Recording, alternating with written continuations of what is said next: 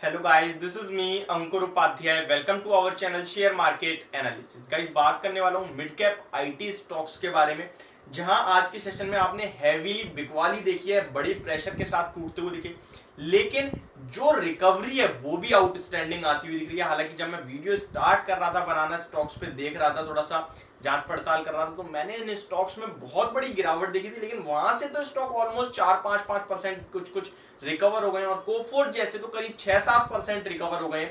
लेकिन फिर भी ये स्टॉक आपके सामने अभी 4% माइंट्री डाउन है, कोफोर्ज 9% डाउन है, एलटीआई 2.5% और एलटीटीएस 5% की वीकनेस के साथ ट्रेड कर रहा है। लेकिन कैसी होनी चाहिए आपकी पोजीशन इन स्टॉक्स में, आप मुझे अच्छी तरीके से याद है जब इन स्टॉक्स के रिजल्ट्स आ रहे तो काफी ज्यादा पब्लिक के कमेंट्स आते थे, माइंट्री का आ रहा है तो एलटीआई के बारे में पूछ रहे हैं, एलटीटीएस के बारे में पूछ रहे हैं, तो ये सारे काफी फेवरेट थे। एम्फेसिस के बारे में भी काफी लोगों ने मेरे से पूछा था, मैंने शॉर्ट बनाया था, वहां पे 2800 के नीचे जैसे ही निकला था 2600 तक के लेवल्स दिख रहे थे स्क्रीन पे, जो स्टॉक ऑलमोस्ट अचीव करता हुआ दिख रहा है टारगेट जहां के लिए मैंने सेल की रिकमेंडेशन दी थी।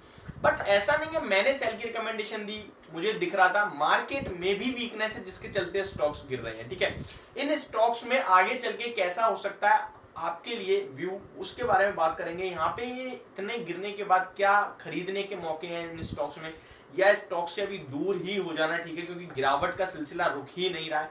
काफी लोगों की पोजीशन बहुत ऊपर है, फंस गए हैं और ये स्टॉक वन साइडेड भागे थे, आप सभी को याद होगा, जिसके बाद स्टॉक्स ने दिल जीत लिया लोगों का। और आप सभी को ना मार्केट में एक चीज हमेशा फॉलो करनी चाहिए, कभी एक स्टॉक के पीछे मत पड़ो। हमेशा ये नहीं कि आप एक स्टॉक से शादी ही कर लो, फिर उसी को खरीदना है, वो बढ़ रहा है तो लेना है। ऐसा होता है ना जब भी, तो मार्केट में आप उस स्टॉक में ट्रैप जरूर होगे। इन स्टॉक्स के साथ भी कुछ ऐसा ही होता हुआ दिख रहा है। तो क्या होनी चाहिए आगे की रणनीति, इसके बारे में बात करते हैं हम सब। उससे पहले मैं आप सभी के साथ एक रिक्वेस्ट करना चाहूंगा, अगर आप मेरे चैनल पर पहली बार विजिट करें तो प्लीज को सब्सक्राइब कर ले, नोटिफिकेशन बेल आइकन दबा दे ताकि मेरी वीडियो आप तक पहुंचे सबसे पहले। एंड गाइस, अगर ये वीडियो आपको बेनिफिशियरी लगे, समझ आए, पसंद आए, तो प्लीज को लाइक भी कर देना ताकि मुझे मोटिवेशन मिलती रहे। सबसे पहले माइंट्री की बात करते हैं। काफी ज्यादा लोग इसमें ट्रैप्ड हैं और इस स्टॉक के रिजल्ट जो थे वो शानदार आए थे, लेकिन फिर भी स्टॉक आप सभी को बहुत ज्यादा गिरावट दिखाता हुआ दिख रहा है। अगर स्टॉक के हाई देखें तो 5060 रुपीज के, जहां अभी 360 रुपीज पे ट्रेड कर रहा है ये स्टॉक। और अगर करीब करीब आप एक महीने का भी, अगर एक वीक का भी चार्ट खोलोगे तो 8% नेगेटिव है, एक महीने का खोलो तो 23% टूट चुका है। और अगर इस स्टॉक का आप हाई से लो कन्वर्ट करोगे तो आप देखो करीब करीब 35% ये स्टॉक निकल गया है ऊपर से। और मिड कैप आईटी में बिकवाली जो है वो बहुत हैवी हुई है। आपने माइंट्री 35% गिरते हुए दिखा। अगर कोफोर्ज की बात करें तो 6100 का आई है, अभी 3800 पे आपको मिल रहा है, इसमें भी 35-40% की गिरावट आपको देखने को मिल रही है।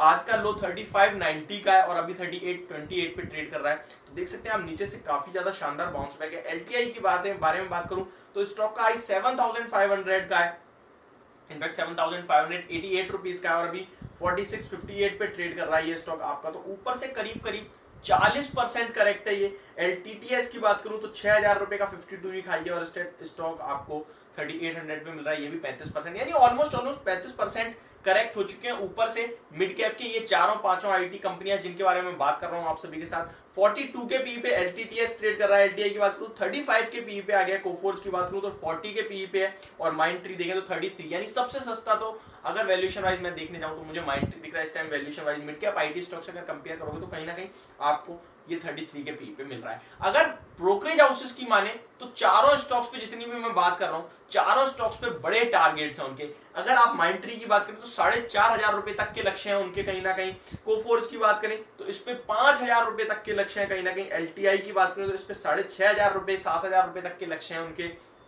और एलटीटीएस में भी वो कहीं ना कहीं आपको 5000 के अराउंड के टारगेट्स देते हुए दिख रहे हैं। अब थोड़ी सी एक एक करके सबके चार्ट पे बात कर लेते हैं। मैं एक महीने का चार्ट खोल लेता हूं। Stock lower top and lower high का चार्ट पे फॉर्मेशन बनाते हुए जा रहे हैं। अगर माइंट्री की बात करूं तो स्टॉक में अभी 3590 तक, इनफैक्ट 3600 लीजिए, 3600 के ऊपर निकलने के बाद ही बड़ी तेजी बनेगी, और उससे पहले 3500 का लेवल है जिसके बाद स्टॉक में शार्प करेक्शन देखने को मिली है। तो ये जैसे ही अपना लोअर टॉप और लोअर हाई का चार्ट का फॉर्मेशन ब्रेक करेगा, आपको बड़े टारगेट्स आते हुए दिखेंगे, क्योंकि वन साइडेड गिरावट हुई है स्टॉक्स में। आपको क्या अभी खरीदना चाहिए? तो मेरे हिसाब से अभी आपको इन स्टॉक्स में पोजीशन नहीं लेनी चाहिए। इनफैक्ट माइंट्री में तो बिल्कुल नहीं, क्योंकि चार्ट पे ब्रेक डाउन ही देखने को मिल रहा है। कितना गिर सकते हैं ये स्टॉक, कहीं ना कहीं अभी बड़ी गिरावट आ सकती है माइंडट्री में। अगर 2-4 दिन और मिड कैप आईटीएम पिटाई तो स्टॉक आपको 2800 तक भी जाता हुआ दिख सकता है। तो फ्रेश एंट्री लेने की सलाह नहीं होगी, लेकिन जो एग्जिस्टिंग शेयर होल्डर है उनसे मैं ये कहूंगा होल्ड करें, समय दें, और अगर बाई चांस ये आपको 3000-2800 के करीब आता है, जहां मेरे को लग रहा है चार्ट पे ब्रेकडाउन है, मार्केट खराब होती है तो वहां तक जाएगा स्टॉक, वहां आप एक्यूमुलेट करने के मौके ढूंढे इस स्टॉक को। ठीक है, अभी बात करता हूं कोफोर्ज के बारे में। तो कोफोर्ज में भी कहीं ना कहीं आपको जर्नी जो है वो देखने को मिल सकती है बड़ी वाली। मैंने आप सभी को याद होगा 4400 पे वीडियो बनाई थी, जब मैंने आपसे कहा था कि इसमें चार्ट्स पे बड़ा ब्रेकडाउन और बहुत नीचे के लेवल्स आ रहे हैं जो मैं बोल नहीं पाऊंगा, शायद आप लोग डर जाओगे। तो वो यही लेवल से 3300 के जो मैं अब आप सभी के साथ शेयर कर रहा हूँ, 3800 पे ट्रेड कर रहा है। इनफैक्ट आज 3600 का लो भी है स्टॉक का। तो कहीं ना कहीं 3300 तक के ब्रेकडाउन है स्टॉक में, जो 3300 तक जा सकता है। तो यहाँ भी आपसे फ्रेश एंट्री लेने की अभी मना ही होगी। एलटीआई की बात करें तो ये स्टॉक भी अपने लोअर साइड पे ट्रेड करता हुआ दिख रहा है। यहाँ भी स्टॉक में आपको 4400, ये इनफैक्ट अपने सपोर्ट के आसपास ही है।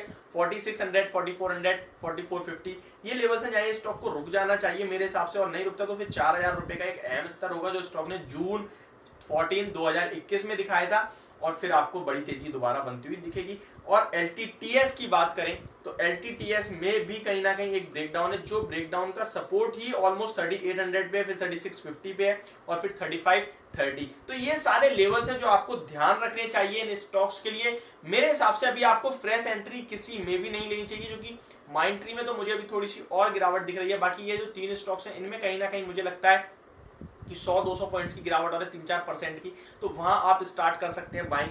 बट लॉन्ग टर्म के प्रोस्पेक्टिव से चारों स्टॉक्स ही आपकी पोर्टफोलियो का अगर हिस्सा है तो डरिए मत, एक्यूमुलेट करने की कोशिश करिए। आगे हालांकि बोलना बहुत आसान है, एक्यूमुलेट करिए, फंड भी होना चाहिए, और अंदर से कॉन्फिडेंस खत्म हो जाता है जब स्टॉक अपना 20-25% लॉस में होता है। बस मैं आपसे कहूंगा कि आप जल्दबाजी बिल्कुल ना करें लॉस बुक करने की। बाउंस बैक जरूर मिलेगा, आप चाहे तो यहाँ से आपको 400-500 रुपए का बाउंस बैक मिलेगा, वहां अगर आपका दिल करे तो आप एग्जिट ले सकते हैं। बट हाँ, इन लेवल्स पे पैनिक में सेलिंग ना करें, हिम्मत बनाए रखें, पैनिक में सेलिंग ना करें, और कॉन्फिडेंस रखिए स्टॉक आपके बहुत अच्छे हैं, फंडामेंटली ऊपर आते हुए जल्दी दिखेंगे। तो ये मेरी पूरी video mid cap IT stocks पे, होप आप सभी को समझ आएगी, पसंद भी आई होगी।